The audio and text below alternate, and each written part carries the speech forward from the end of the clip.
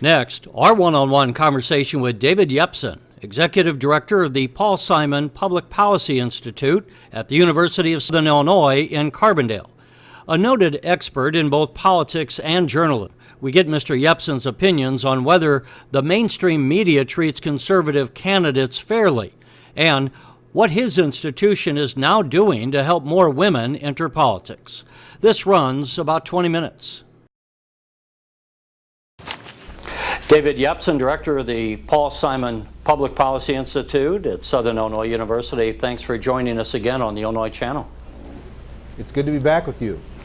Last time we spoke, we were talking about the Iowa caucuses, but something that came up in the news this week that we wanted to ask you about, and that was the Newsweek cover that's featuring Michelle Bachmann, the presidential candidate. Many people have said that that was a very unflattering photograph and have questioned why Newsweek would run with that kind of a cover, and if there's some bias behind that. What's your take on that? Well, I think I agree with the critics of the cover. I think it is an unflattering photograph. She's kind of wild-eyed and bug-eyed, and it's not a, it's just not a flattering photograph. I don't know that there's any ideological bias in that decision. But clearly the magazine is trying to provoke some buzz, this kind of conversation all over the country. They need to sell magazines. But face it, news magazines are going the way of the horse and buggy, and they're desperate to attract attention and keep readers, and especially Newsweek. And so they've deliberately decided to use a very provocative photograph in order to create some buzz. And I think it's unfortunate because women so often in politics are judged by their appearance, and I don't think that's right or that's fair, and I think as a society we've got to get beyond that. Now Newsweek defends the use of this picture by saying the story talks about her being passionate and being exciting to the Tea Party activists. Well, that's true, but I mean, lots of politicians are passionate. Lots of politicians have zealous followers, and you don't illustrate stories with these angry photographs that make her look a little nutty. And I think that there was the decision made to illustrate it that way is too bad, because the story itself is a very good one. It's written by Lois Romano, a longtime reporter for the Washington Post, a journalist who I know well, and it's a very good piece, but it just gets eclipsed by all this talk about their use of that photograph. And news magazines do this. This isn't the first time we've seen the news magazine tinkering around with highlighting photographs, touching them up. I remember they ran one of Barack Obama where they looked like they darkened his skin. These are things you have to be careful with in the media business. So yeah, I'm one of those who's critical of Newsweek for running this kind of photograph of Michelle Bachmann. That said, on the other hand, I'm sure you would agree there's no obligation to make a candidate look overly nice, but as what is the obligation of a journalist? You're an expert both in politics and in journalism. As you approach this, if you were the head of Newsweek, what do you think should be the standard for covering politicians? I think a photograph has to bear some resemblance to her normal appearance. She does not walk around with bug-eyed and a nutty look and a glazed eyes. That isn't the way she looks.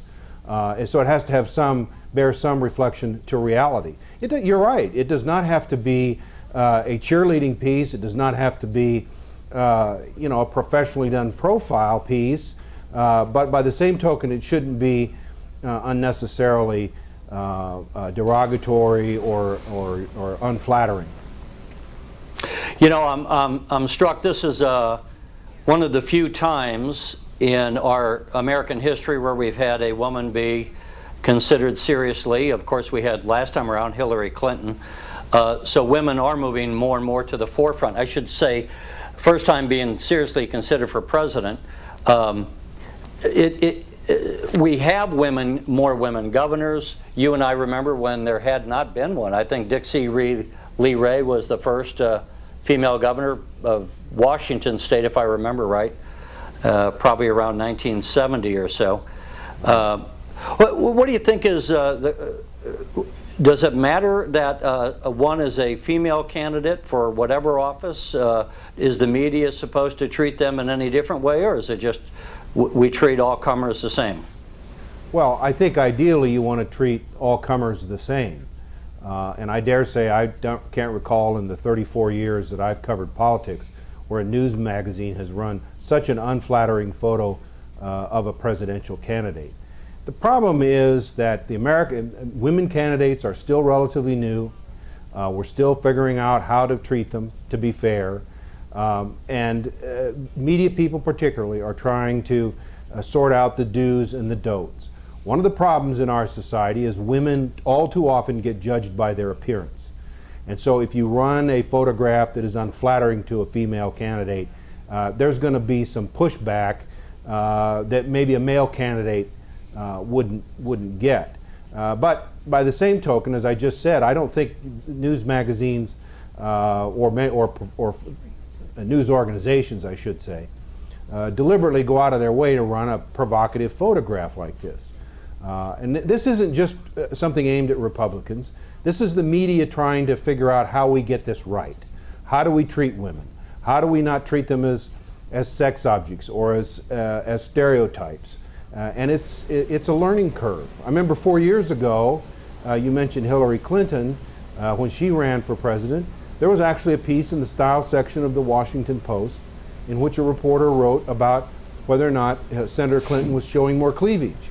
Now, you'd never see that kind of a piece about a male or talking about male sexuality, but here it was in a very legitimate newspaper, credible reporter, and who thought they were writing about her style and her image, and yet all of a sudden it became this sort of discussion of her bust line.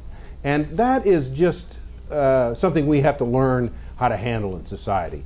And I think we have to get beyond focusing on how women look and focusing on what she's saying and what they believe.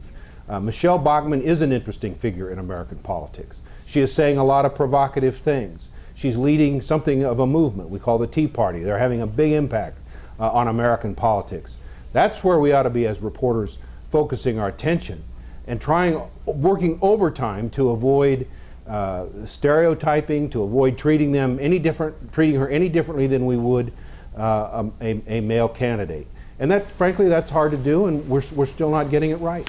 You know, I was struck just the other night, of course, as we're recording this conversation, we've just had the whole impasse resolved about raising the debt ceiling. There's been a lot of talk about the influence of the Tea Party, and what has struck me about that is we're talking about the Tea Party as if it is a third organized party, when in fact, I know who the head of the DNC is and the RNC. I know of no one who's in the structure of the Tea Party, and yet, what do you make of this phenomena, and how are we supposed to address the Tea Party's influence when even the name is somewhat of an oxymoron? Yeah, we do have to be careful, and probably it's worth making clear that they're not an organized political party. And in fact, they resist attempts to organize and to have a structure like the two regular parties. They're very independent political people. You know, Terry, American politics is a lively, zealous place. And a few years back, 8 years ago, you remember Howard Dean and the Deaniacs and the MoveOn.org people on the left. The same sort of situation. People who were angry, who were motivated, had strong beliefs, they were exercising their democratic rights. I think that's what Tea Party people are doing. And yes, they're not very compromising. And I don't think that that's wise. I think compromise is essential to government. But let's not begrudge them the fact that, as with the Deaniacs and Howard Dean supporters at MoveOn.org, they are having an impact in their respective parties' nominating process, and they are a force in American politics. And those of us who are observers of that process need to pay attention to it. And as you say, try to do some study and examination of the impact that they're having. I want to get back a little bit later to the role of women in politics and all, but one thing that I also think is amazingly different in this new election cycle, and it's raises a variety of issues not only for the political process but for journalists, and that is this whole new development of media that began in the last election cycle, but has really come far more into bloom. And so what is your take on the whole social media, if we want to call it that, whether it's the Facebook phenomenon, the Twitter, or even what we are doing here with the Illinois Channel? 40 years ago, there was the 3 networks, and that was basically it, along with the news magazines. Today, a campaign may be covered by 50 different reporters, maybe some of them just with blogs. Have you had a time to digest what this means for journalism and for the political process? Well, this means that the political campaigns and the reporting of them is something that's changing almost hourly. We now have the technology has changed to the point where it is so portable that campaigns, media people are always on. They always have to assume that they're being photographed or recorded. That used to not be true. Secondly, it is very democratizing. Everybody can be a reporter. A lot of people are. And we've seen in past campaigns where candid moments are captured by someone with a handheld camera, by C-SPAN, which is ubiquitous coverage of trailing a candidate around and maybe an off-color story is told. So that has had an impact. It's had pluses and minuses. We have very little time now in American politics to reflect on anything, to think about what was said. It's a 24-hour news cycle. It's slam, bam, attack, counterattack, and there's very little time for the country to sort of sit back and reflect on the day's news because it is changing literally hourly. And it affects the markets and our economy, but it has changed the nature of a political campaign. Social media is very important. Look at what it's done in world politics in the Arab Spring. Look what it does in the coverage of disasters. We're seeing an impact in the streets of London where social media is used, Facebook is used by thugs and criminals on the street to organize mob actions. That's happening also in the city of Chicago.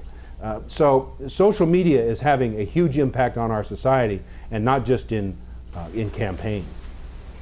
I wanted to touch base on, let's go back to women in office. We started with the conversation about Michelle Bachmann.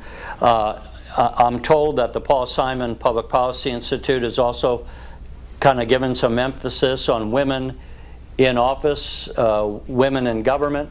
If that's the case, why is that the case? Why are you focusing on that area? Well, first of all, I think we're on a college campus, and I think one of our obligations we have is to help educate students and to train them. Secondarily, Paul's wife, Jean Simon, was one of the early women in the Illinois legislature, and she was very much a part of his political career. His daughter today, Sheila Simon, is the lieutenant governor of this state. So I think we have a strong heritage here and an obligation here to be doing what we can to help empower women who want to run for office. And you have only to look at how few women there are holding public office today before you realize that something's amiss here, that over half our population is really not represented fully in the halls of government. And what better mission for us to do to honor the Simons and to help students than to start finding ways to facilitate them. So we're embarking on an initiative that's going to last for some time, holding workshops, bringing experts to campus, talking about women running for office. Our first speaker will be former New Jersey Governor Christine Todd Whitman. She was the EPA administrator in the Bush administration, and she'll be on our campus as a Woodrow Wilson Fellow in September 13th. But we're going to have a series of other speakers talking to women about how they deal with the media, how they raise money, how they organize, developing networks, all the things they need to know if they want to run for office. I think if we show them the way and can help, we're going to encourage more women to get involved in politics.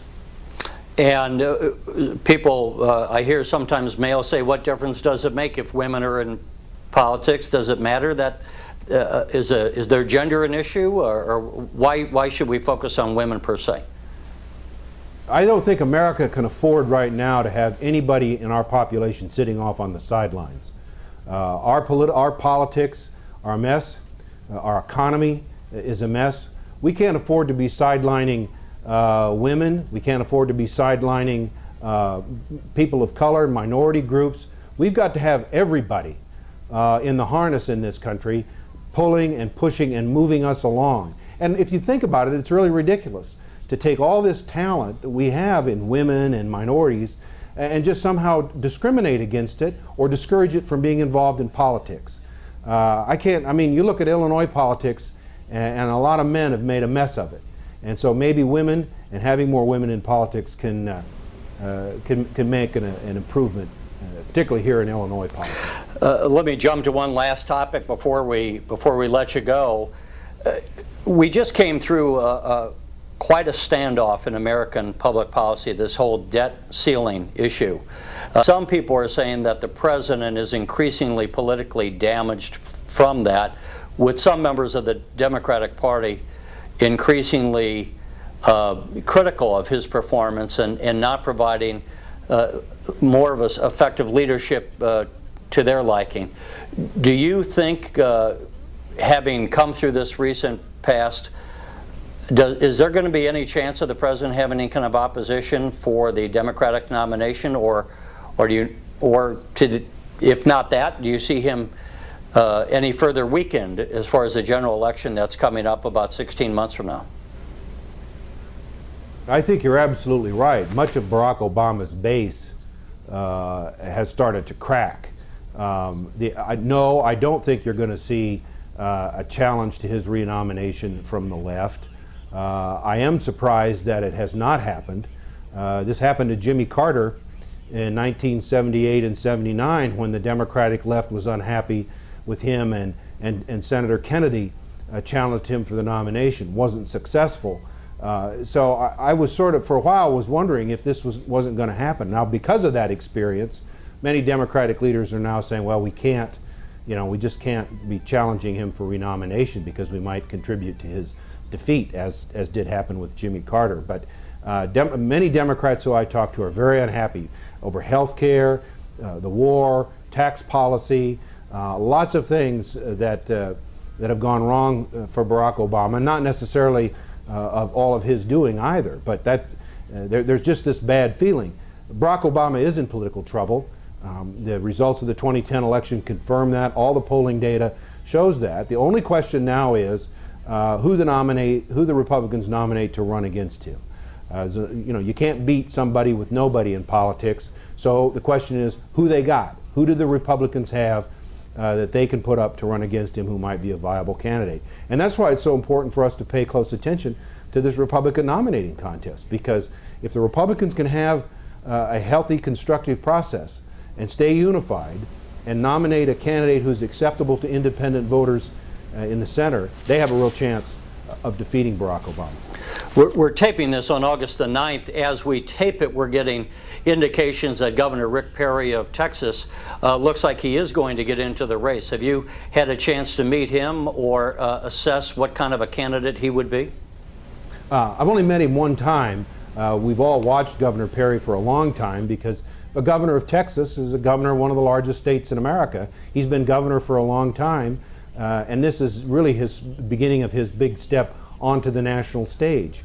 Many Republicans are not happy with the choices they have, and so they will be watching Governor Perry to see if he can in fact be the good, articulate conservative who can appeal to a broad section of the electorate without alienating the base inside the Republican Party. That's a delicate act. You've got to keep the true blue conservatives and the Tea Party people and the evangelicals happy, but at the same time you've got to appeal to independent voters, moderate Republican women in the suburbs, for example.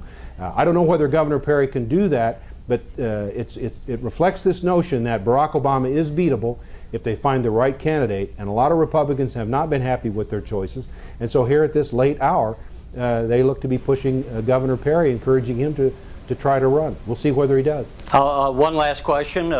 This seems to me to be a much more volatile campaign than some of the last presidential campaigns or any of the presidential campaigns I can remember, going back maybe 20 years.